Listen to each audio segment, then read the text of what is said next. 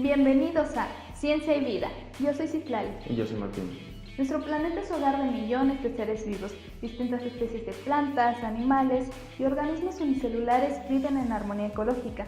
Pero, ¿esto ha sido siempre así? ¿De dónde se originó la vida? ¿Cómo se creó? Científicos y pensadores se han preguntado esto durante siglos, pues en realidad no sabemos de dónde viene. Acompáñanos, vamos a ver algunas teorías sobre el origen de la vida.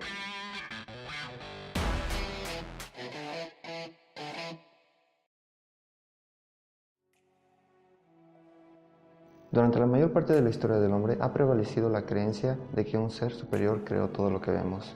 A través de los años, diferentes culturas han creado religiones politeístas y monoteístas, con el propósito de explicar su origen y su lugar en el universo. Actualmente, las principales religiones son el islamismo, el judaísmo y el cristianismo. De esta última, algunas sectas sostienen la creencia de que la Tierra fue creada en 6 días, hace 6000 años, por el Dios de la Biblia, quien separó la luz de las tinieblas en el primer día, llamándolos día y noche, el cielo en el segundo, los océanos, los continentes y las plantas en el tercero, el sol, la luna y las estrellas en el cuarto, los peces, pájaros y demás animales en el quinto, y por último al hombre, a quien le dio control y poder sobre la creación, y dominio sobre las bestias.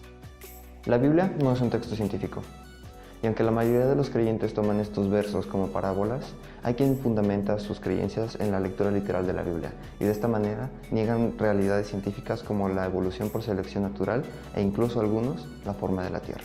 Por supuesto, gracias a procedimientos como el fechado radiométrico del carbono, sabemos que los minerales más antiguos de nuestro planeta tienen alrededor de 4.500 millones de años, lo que quiere decir que la Tierra ha estado presente durante mucho más tiempo que nosotros. Además, registros fósiles y estudios filogenéticos nos ayudan a deducir si una especie es más o menos antigua. De esta manera, sabemos que los peces son más antiguos que las aves y los mamíferos por miles de años. No se preocupen, de las eras hablaremos en un video posterior.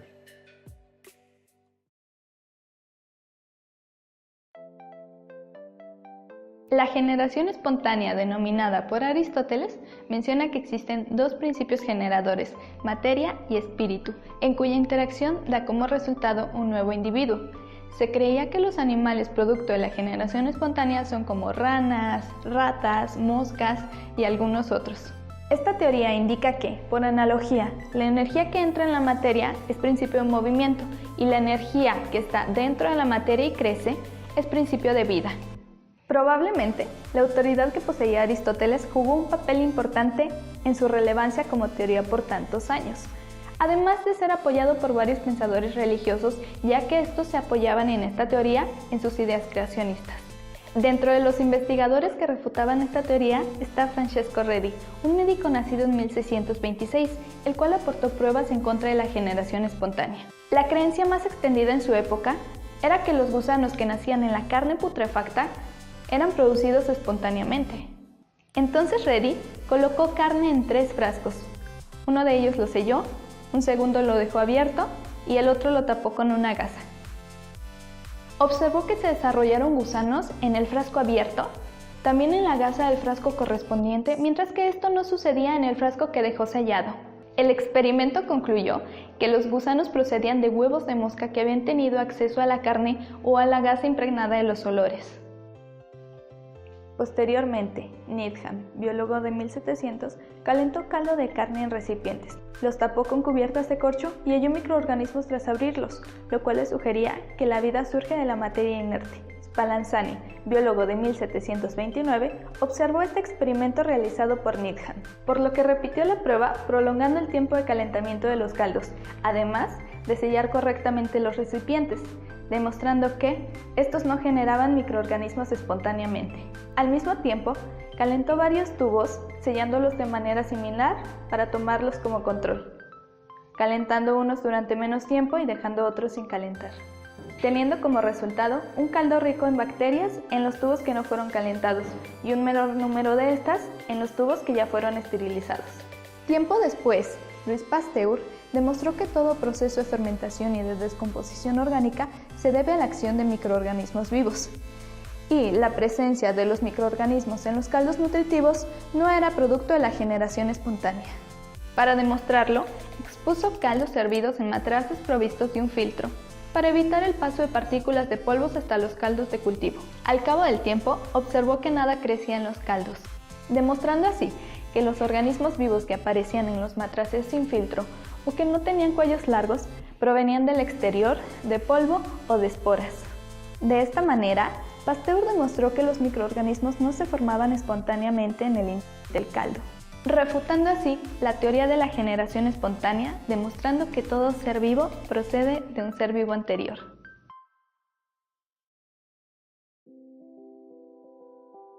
La posibilidad de que la vida fuera sembrada en la Tierra por meteoritos durante la época donde aún era bombardeada periódicamente por ellos fue una hipótesis propuesta por el alemán Hermann Richter en 1865 y popularizada por el sueco Svante Augustus Arrhenius, quien utilizó la palabra derivada del griego pan y esperma para describirlo.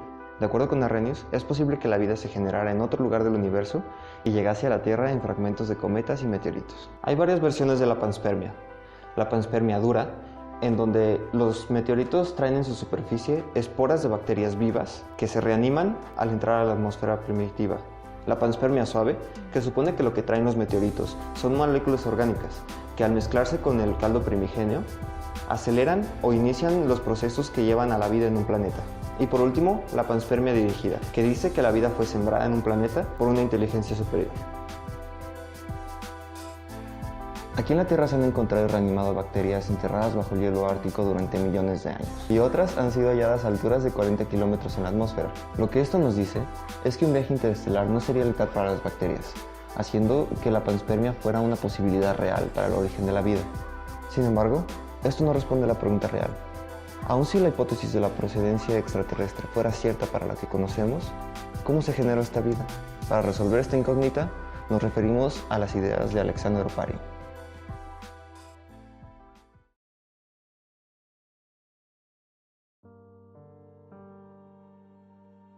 Se necesita conocer el paso de la materia inanimada a la viva. En su libro de 1924, El origen de la vida, Alexander Oparin menciona que lo que diferencia a todos los organismos vivos es que su organización interna está basada en sus funciones vitales, como la respiración, alimentación, reproducción y crecimiento. ¿Cómo ha podido suceder, mediante un hecho casual, esa adaptación interna tan determinativa para todas las formas de vida? Todos los animales, microorganismos y plantas están formados por moléculas orgánicas. Lo que diferencia a las moléculas orgánicas de las inorgánicas es que en su contenido se encuentra el carbono como elemento fundamental. Este está combinado de distintas maneras con otros elementos como el oxígeno, hidrógeno, nitrógeno y fósforo. ¿Pero cómo han llegado a formarse las sustancias orgánicas en la Tierra?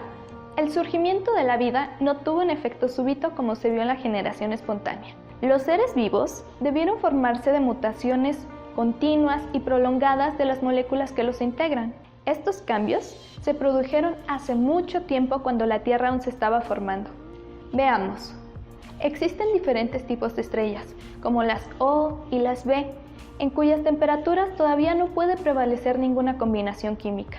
Apenas en las estrellas blancas de tipo A, con una temperatura de 12.000 grados, se llevan a cabo las primeras combinaciones entre el carbono y el hidrógeno. Nuestro Sol pertenece a las estrellas amarillas de tipo G con una temperatura de 6.300 grados. Aquí, el carbono se encuentra combinado con el hidrógeno y el nitrógeno, además de que se han encontrado por primera vez dicarbonos. En el centro de la Tierra se ha encontrado un núcleo, el cual se ha comprobado que coincide con la composición de los meteoritos de hierro. Una muestra de los minerales de las profundidades de nuestro planeta las encontramos en las rocas de basalto de Groenlandia, ya que al ser expulsados por las erupciones a la superficie de la Tierra en estado líquido, los carburos de hierro y otros metales debieron combinarse con el agua y vapor de esta. En la atmósfera primitiva se originaron nuevas sustancias a través de la oxidación de hidrocarburos por el agua, resultando así diversos alcoholes, cetonas, ácidos, estos conformados por carbono, hidrógeno y oxígeno. A estos tres elementos se les agregó el nitrógeno, formando amoníaco. De aquí como resultado sales de amoníaco, amidas, aminas, etc. Con esto hemos analizado la primera etapa, probablemente la más larga en la evolución de la materia.